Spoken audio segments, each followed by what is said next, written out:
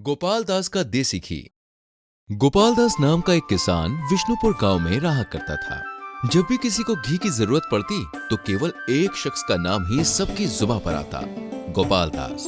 विष्णुपुर में केवल उसका ही देसी घी बिकता था, जिसका कारण था उसकी शुद्धता। देसी गाय के दूध से बना हुआ घी लोगों को बहुत पसंद आता था। गोपाल दास की पत्नी सीता ही दूध से घी बनाने का काम करती थी। वो सालों से घी निकाल रही थी और ये काम करते करते सीता अब काफी पेशेवर हो गई थी। उसके घी का व्यापार काफी अच्छा चल रहा था। देसी घी की बढ़ती मांग को देखकर गोपाल दास ने 2 देसी गाय और खरीद ली।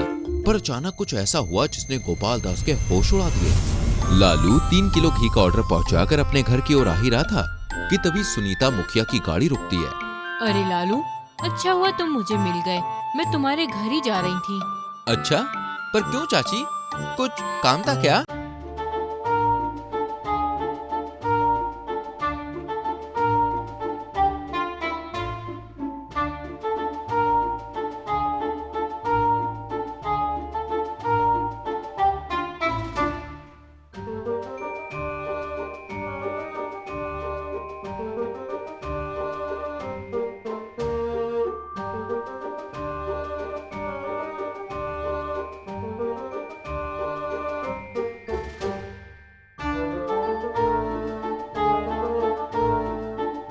लालू अपने घर जाता है और पिताजी को सारी बात बता देता है। वाह लालू, अरे तेरे मुंह में घी शक्कर, क्या कमाल की खबर बताई है तूने।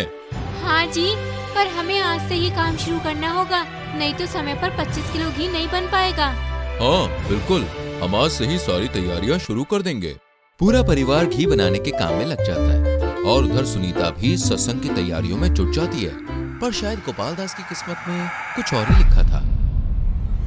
तीसरे दिन मौसम ने कहर बरपाना शुरू कर दिया। काफी तेज बारिश होने लगी, जिससे ठंड काफी बढ़ गई। सीता, क्या हुआ? सुबह से तुम बिस्तर पर पड़ी हुई हो। मेरी तबीयत कुछ ठीक नहीं लग रही है। गोपाल दास सीता के सर पर हाथ रखते हुए कहते हैं, अरे तुम्हें तो काफी तेज बुखार है। शायद मौसम की वजह से हुआ हो, पर अभी बहुत काम बाकी है। नहीं नहीं नहीं, तुम आराम करो, मैं अभी डॉक्टर को बुला कर लाता हूँ। गोपाल दास डॉक्टर को बुला के लाता है। डॉक्टर की बात सुनकर गोपाल दास को थोड़ी राहत मिलती है। आप बेकार में ही परेशान हो रहे थे, बस मामूली बुखार है। हाँ हाँ हाँ, सही कह रही हो। उम्मीद है कि तुम जल्द ही ठीक हो जाओगी। गोपाल दास को थोड़ी राहत मिलती है, पर चिंता के बादल अब भी उससे घेरे हुए थे। महज 12 दिन बचे थे सत्संग को और अभी 22 किलो घी और बनना था। अपनी चिंता मन में लिए वो दूध निकालने जाता है। क्या हुआ पिताजी, आप बहुत उदास लग रहे हैं। अरे कुछ नहीं बेटा, आओ हम दूध निकालते हैं। गोपाल दास की मुसीबत खत्म होने का नाम ही नहीं ले रही थी। हुआ यूं कि अचानक तापमान में भारी गिरावट की वजह से दूध की मात्रा में भारी गिरावट आ गई।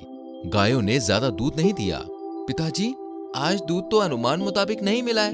हाँ लालू, इस ठंड की वजह से गायों ने ज्यादा दूध नहीं दिया। गोपाल दास निकल पड़ता है बाजार में दूध लेने को। उसकी चिंताएं बढ़ती ही जा रही थी। बाजार में जाने पर पता लगता है कि दूध की भारी मांग की वजह से दूध की कीमत आसमान छू रही है और दूध भी आसानी से नहीं मिल रहा है। उसने सुनीता से मिले सारे पैसों से बड़े महंगे दामों पर दूध ले लिया, पर दूध की मात्रा अभी बहुत कम थी 25 किलो घी बनाने के लिए। गोपाल दास दूध लेकर घर आता है और सीता के कमरे में चला जाता है। अब तबीयत कैसी है सीता? सीता उदासी भरे मन से कहती है, ये मामूली बुखार तो जाने का नाम ही नहीं ले रहा। तुम परेशान मत हो, आराम करो। ये कहकर गोपाल दास चल पड़ता है खुद घी बनाने के लिए। पिताजी को अकेला काम करता हुआ देखकर लालू भी आ जाता है। पिताजी, इतनी मात्रा में दूध कहाँ से आया? बाजार से लाया हूँ। हमें किसी भी हालत में सुनीता जी का ऑर्डर पूरा करना ही होगा। हाँ पिताजी, हम जरूर करेंगे। बाप बेटे दोनों घी निकालने में लग जाते हैं। गोपाल दास हर रोज सुबह 5 बजे उठकर सीता का हालचाल पूछता है और फिर घी बनाने निकल पड़ता है। हफ्ते भर बाद सीता की तबीयत ठीक हो जाती है, पर ठंड की वजह से गाय अभी पर्याप्त मात्रा में दूध नहीं दे पा रही थी। केवल 2 दिन बचे थे और 5 किलो घी कम पड़ रहा था। गोपाल दास ने गायों को ठंड से बचाने के लिए खुद की रजाई और कंबल से उन्हें लपेट कर रखा था। वो खुद सर्दी में अपनी रात गुजारता, पर अपनी गायों को सुरक्षित रखता। लेकिन फिर भी अनुमान के मुताबिक दूध उसे नहीं मिलता।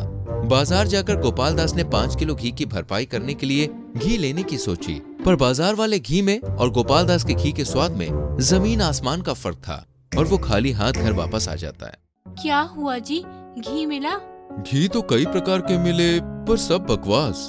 अच्छा, अब क्या करें? हाँ, मैं सुनीता जी से माफी मांग लूंगा।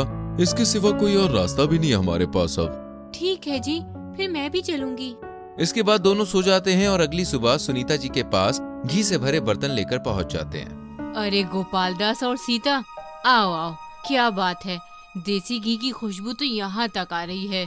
हाँ, पर अरे छोटू, जाइए घी का वजन कर ले। सुनीता जी, दरअसल तभी सुनीता के फोन की घंटी बजती है और वो फोन पर व्यस्त हो जाती है। इतने में छोटू घी का वजन चेक करके आता है। हाँ गोपाल दास, बोलो क्या कह रहे थे। मालकिन, वजन कर लिया, पूरी 27 किलो शुद्ध देसी घी है।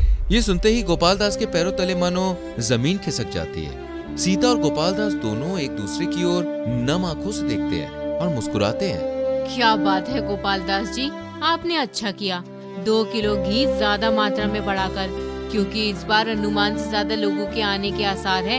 ये लीजिए आपके बाकी के पैसे। आपका बहुत बहुत शुक्रिया। अरे शुक्रिया तो मुझे कहना चाहिए, इतने कम समय में इतना सारा काम कर दिखाया आप दोनों ने।